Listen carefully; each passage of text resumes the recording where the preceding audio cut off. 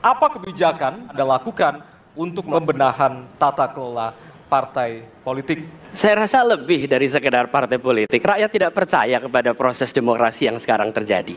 Itu jauh lebih luas dari sekedar partai politik.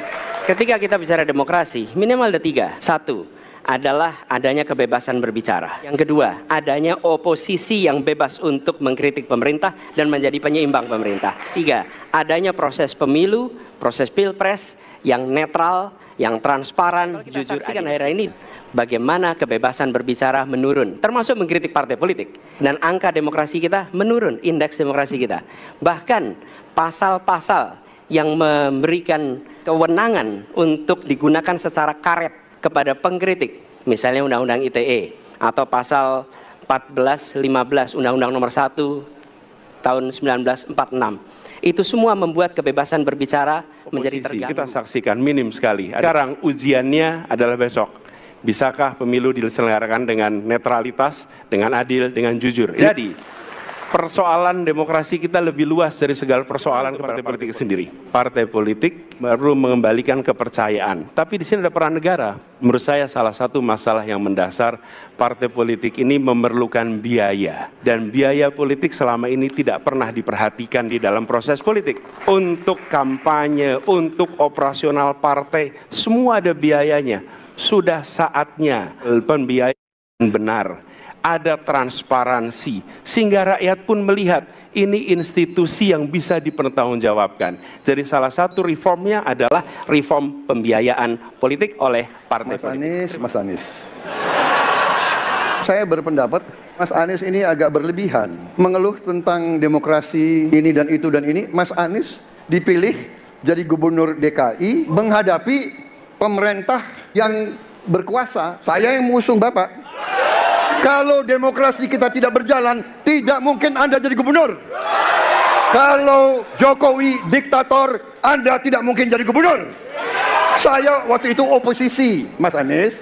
Anda ke rumah saya, kita oposisi, Anda terpilih. Harap tenang, Bapak Prabowo. Harap tenang, kita akan lanjutkan dialog kita. Harap tenang, hadirin, harap tenang. Kami sampaikan kembali, hadirin harap tenang. Apabila tidak tenang, maka debat tidak dapat dilanjutkan. Kami mohon kerjasamanya kepada para hadirin yang berada di halaman gedung KPU untuk bisa menaati aturan yang telah kita sepakati. Calon Presiden nomor urut 3, kami silakan untuk menanggapi jawaban calon Presiden nomor urut 1. Saya jadi tidak enak ini Mbak hari ini. Mohon maaf.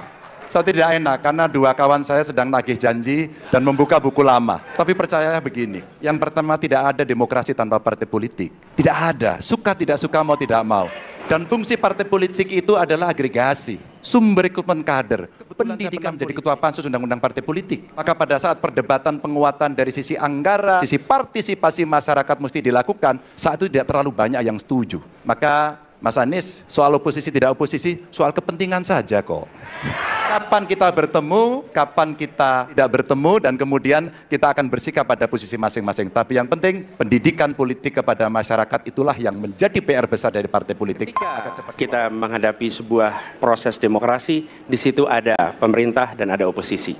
Dua-duanya sama terhormat. Dan ketika proses pengambilan keputusan itu dilakukan, bila ada oposisi, maka selalu ada pandangan perspektif berbeda yang membuat masyarakat bisa menilai. Karena itu oposisi itu penting dan sama-sama hormat.